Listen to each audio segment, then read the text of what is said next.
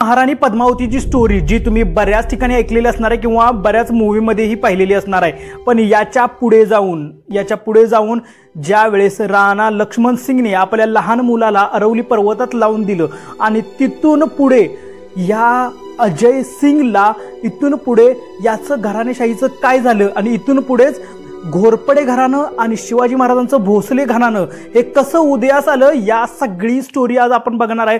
तर व्हिडिओच्या शेवटपर्यंत थांबा. हे इसवी सन 1300 सालची ज्या वेळेस राजस्थानच्या मेवाडमध्ये चित्तोड आणि सिसोदिया हे दोन वेगवेगळे राजपूतशाही राज्य करत होते.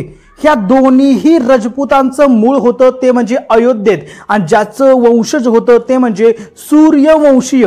जर दुसरे तुम्हाला वंशीय माहिती असतील तर ते म्हणजे रघुवंशीय, जे श्री प्रभू रामांचं होतं. अयोध्येत असे सूर्यवंशीय आणि रघुवंशीय अशी दोन वंशीय पद्धतीचे राजे राज्य करत होते.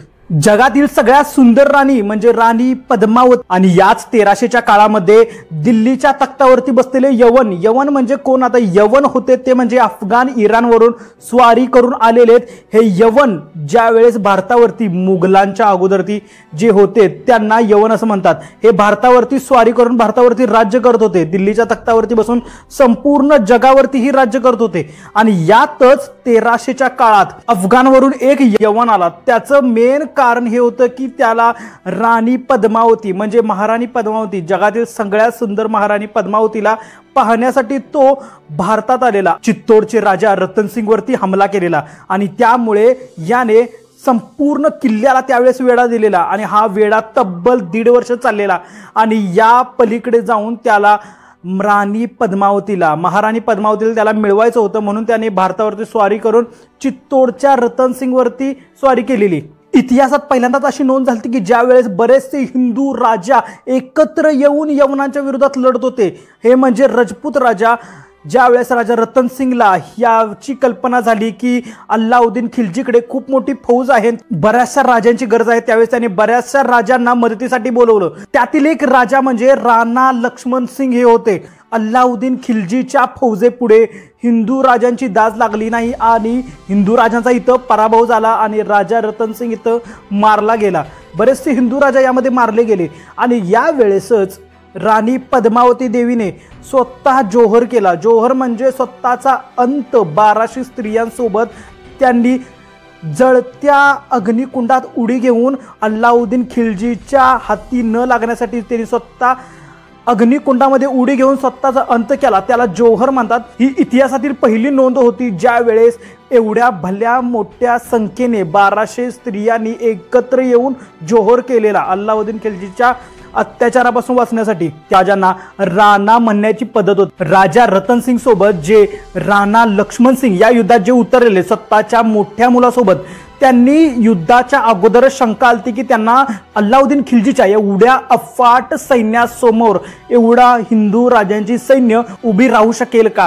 त्यामुळे त्याला शंका आल्यामुळे स्वतः आणि मोठ्या मुलाला तर युद्धामध्ये उतरलं. पण त्याने एक इथं काम केलेलं ते म्हणजे युद्धाच्या अगोदरच त्याने आपल्या लहान मुलाला आणि पत्नीला आणि त्याचबरोबर आपला एक पुतण्या हंबीर सिंग या तिघांनाही अरवली पर्वतात म्हणजे कैलवाडाजवळ ऑलरेडी त्यानं पहिल्यांदा लावून दिलेलं. ही होती महाराणी पद्मावतीची स्टोरी जी तुम्ही बऱ्याच ठिकाणी ऐकलेली असणार आहे किंवा बऱ्याच मूवीमध्येही पाहिलेली असणार आहे. पण याच्या पुढे जाऊन ज्या वेळेस राणा लक्ष्मण सिंगने आपल्या लहान मुलाला अरवली पर्वतात लावून दिलं आणि तिथून पुढे या अजय सिंगला इथून पुढे याचं घराणेशाहीचं काय झालं आणि इथून पुढेच घोरपडे घराणं आणि शिवाजी महाराजांचं भोसले घराणं हे कसं उदयास आलं, या सगळी स्टोरी आज आपण बघणार आहे.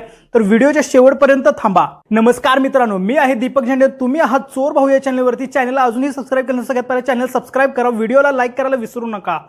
छत्रपती शिवाजी महाराजांच्या इतिहासावरची ही आपली दुसरा व्हिडिओ आहे आणि या सिरीजमध्ये या व्हिडिओमध्ये आपण बघणार आहे की छत्रपती शिवाजी महाराजांच्या अगोदर मालोजीराजे भोसलेंचा भोसले घराणं कसं उदयास आलेलं, त्याचबरोबर महाराणी पद्मावती देवीच्या चित्तोड घराण्यापासून शिवाजी महाराजांच्या भोसले घराण्यापर्यंत काय इतिहास आहे, काय संबंध आहे, हा आपण सगळा इतिहास जाणून घेणार आहे।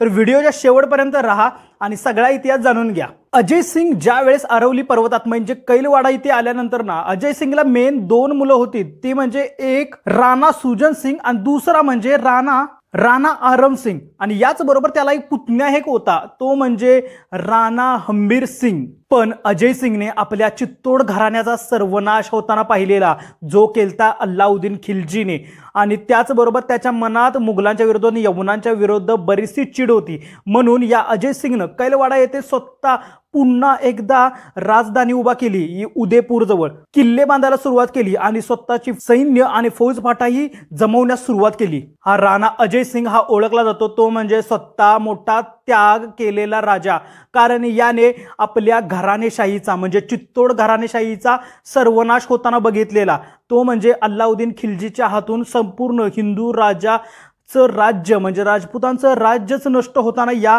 अजय सिंगनं बघितलेलं।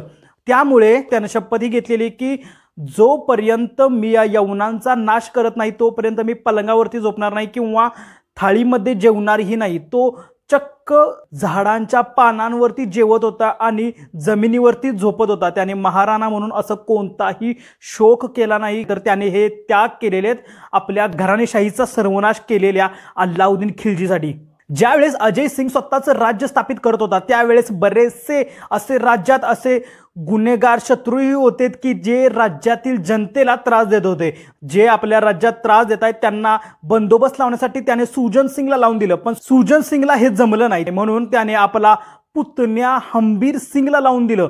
हंबीर सिंगने या सगळ्यांचा नैनाट सर्वनाश करून त्याचं शीर कापून या राजांच्या समोर आणून ठेवलेलं। त्यामुळे अजय सिंगनं आपल्या गादीवरती आपल्या मुलांना नाही तर चक्क आपल्या पुतण्याला हंबीर सिंगला गादीवरती बसवलेलं आणि आपण संपूर्ण राज्याचा कारभार पाहण्यास सुरुवात केलेली। त्याच्या मुलांना म्हणजे सुजान सिंगला हा त्याचा निर्णय पटला नाही, त्याचं हंबीर सिंग म्हणजे आपला भाऊ हंबीर सिंग बरोबर भांडणं होऊ लागली। त्यानंतर लगेच 1330 मध्ये राणा अजय सिंगचा मृत्यू झाला आणि 4 वर्षांनंतर लगेचच सुजान सिंगने हंबीर सिंग विरोधात बंड पुकारलं, पण त्याला तिथं काही त्याचं फळ भेटलं नाही। म्हणून हा सुजान सिंग तिथून निघून हा आला कर्नाटकच्या गुलबर्गा येथे आणि इथे स्थापना झाली बहामनी राज्याची। आता स्टोरी चालू होते बहामनी राज्याची स्थापना, आणि इथून पुढे नंतर भोसले घराणं आणि घोरपडे घराणं कसं स्थापित झालं हे आपण बघणार आहे, तर व्हिडिओच्या शेवटपर्यंत थांबा। 1334 मध्ये हा सुजन सिंग आपल्या भाऊ हंबीर सिंग सोबत भांडण करून दक्षिणेत निघून आला। दक्षिणेत म्हणजे आजच्या कर्नाटकातील गुलबर्गा येथे, आणि इथं एक घराणं काम करत होतं, ते म्हणजे हसन गंगू राजा राज्य करत होता। त्याचं तेवढंच एक 10-15 गावावरती राज्य होतं आणि तो तेवढ्यातच खुश होता। आणि या हसन गंगूच्या चाकरीला सुजन सिंग हा कैलवाडावरून डायरेक्ट दक्षिणेत हा हसन गंगूच्या गुलबर्गामध्ये आला।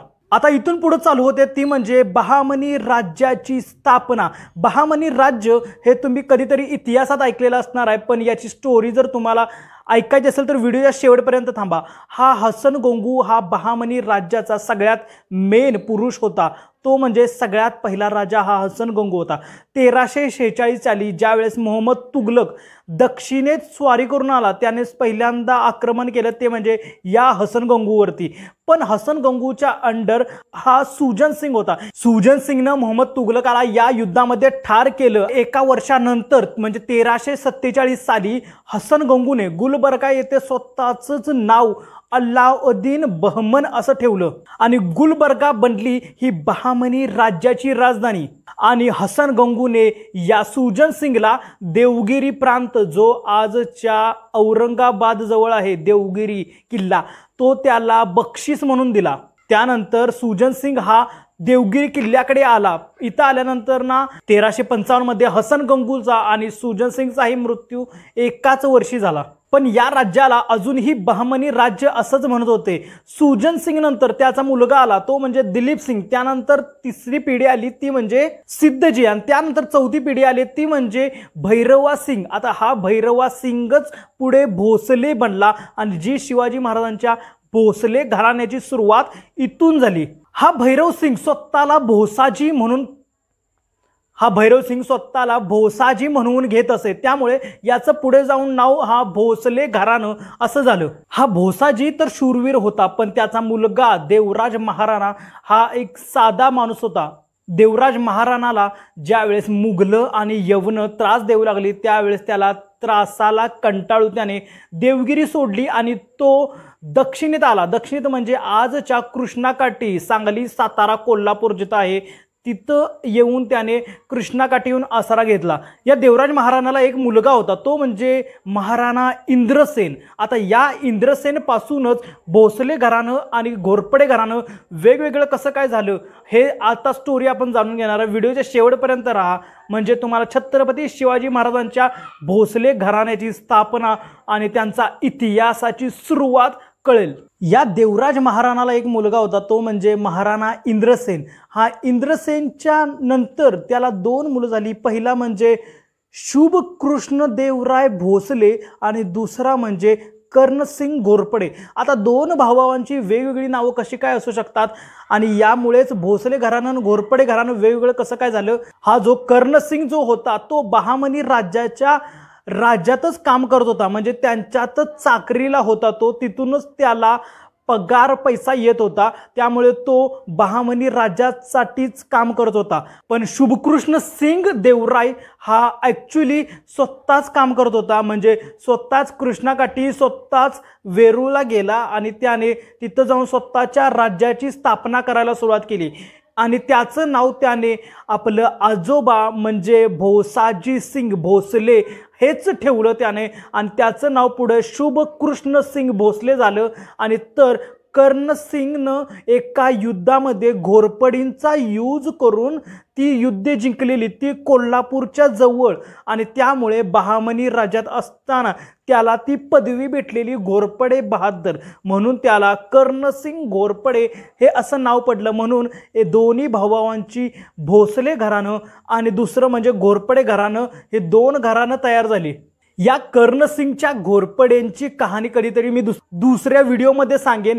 आज आपली स्टोरीचा मेन फोकस आहे तो म्हणजे भोसले घराण्याची स्थापना, छत्रपती शिवाजी महाराजच्या घराण्याचा संपूर्ण इतिहास या शुभ कृष्ण सिंग देवराय महाराणा यांच्या अंडर म्हणजे भोसले घराणे इथं तयार कसं झालं हे आता आपण बघणार आहे। तर चला सुरुवात करूया। आता या शुभ कृष्ण सिंग नंतर याच्या 8 पिढी निघून गेल्या, त्या म्हणजे शुभ कृष्ण सिंग भोसले, दुसरे म्हणजे रूपसिंगजी भोसले, तिसरे म्हणजे भूमिंद सिंगजी भोसले, चौथे म्हणजे धापजी सिंग भोसले, 5वे म्हणजे बरहट्ट सिंग भोसले आणि 6वे म्हणजे खोलोजी सिंग भोसले आणि त्यानंतर 7वे म्हणजे कर्णसिंग भोसले, 8वे म्हणजे संभाजी सिंग भोसले आणि 9वे म्हणजे बाबाजी सिंग भोसले। बाबाजी भोसले हे नाव तुम्ही कुठेतरी ऐकलेलं असणार आहे। चला तर आता इथून पुढे सुरुवात होतो ते म्हणजे शिवाजी महाराजांच्या इतिहासाची। बाबाजी भोसले म्हणजे बाबाजी राजे भोसले हे छत्रपती शिवाजी महाराजांचे पंजोबा आहेत, हे तुम्ही लक्षात ठेवा। म्हणजे शुभ कृष्ण सिंग देवराय भोसले यांच्यानंतर 9वी पिढी म्हणजे बाबाजी राजे भोसले हे होते। संपूर्ण भारतामध्ये त्यावेळेस संपूर्ण भारतामध्ये सगळ्यात मोठा बलाढ्य असा जहांगीर जो होता तो म्हणजे बाबाजी राजे भोसले होते। त्यावेळेस 1538च्या काळामध्ये ज्यावेळेस बाबाजी राजे भोसले निजामांच्या अंडर काम करत होते, त्यावेळेस निजामशाही उदयास आलेली आणि निजामशाही आणि आदिलशाहीच्या बरोबर सीमेवरती एक राज्य होतं,